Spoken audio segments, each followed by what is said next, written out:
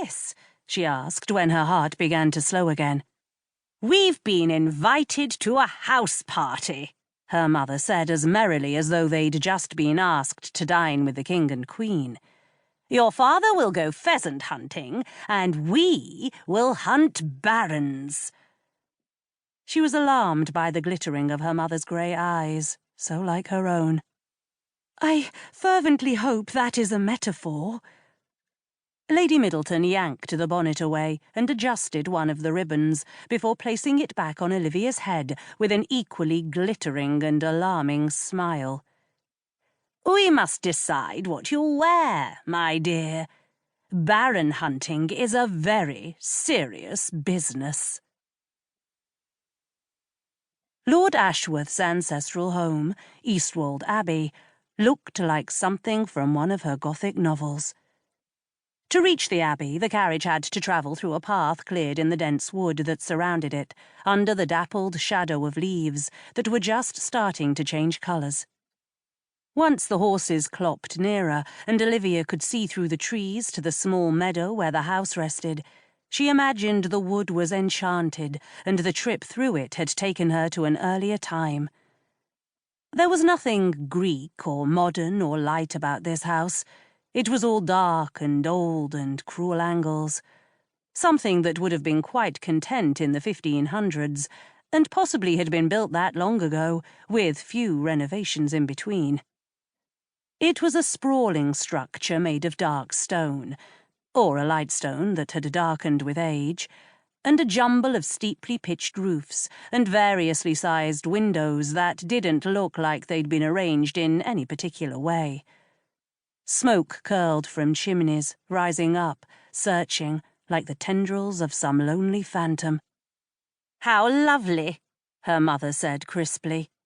"I would call it old," her father stated.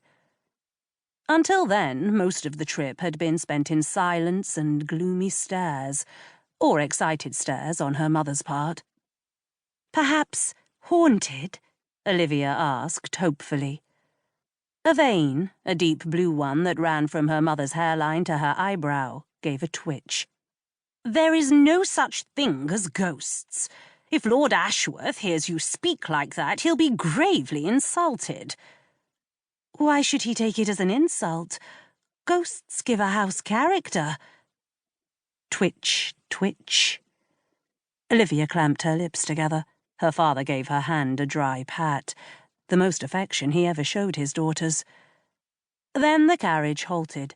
The footman laid out the steps, and they were ushered into Eastwold Abbey with all the proper pomp and circumstance. Olivia's first impression on meeting Lord Ashworth was of hair. The man had hair so crimped and pomaded it could have rivaled Lord Byron's tousled locks for sheer sullen beauty. She wondered what kind of man was under all that carefully dishevelled glory, but his lips eased into a relaxed smile as they were introduced. He seemed good-natured enough. While Lord Ashworth's middle-aged sister, the hostess of the party, drew Olivia's father into conversation, Lord Ashworth spoke to Olivia. "Do you like the country, Miss Middleton?" "Yes," she said. At her mother's sharp look, she tried to continue the conversation, though she was horrible at making small talk. Moments like these made her want to draw back into herself and disappear. "I like to, ride." She bit her lip nervously. She didn't like horses that much.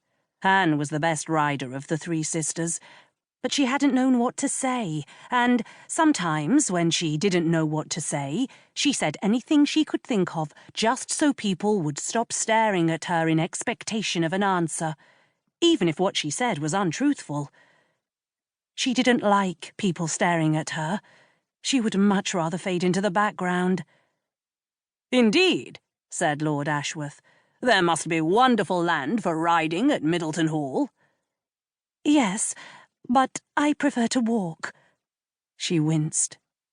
He blinked, but he kept his face smooth, ignoring her sudden change of topic. "Walking is invigorating as well." Her mother chose that moment to grab the rein.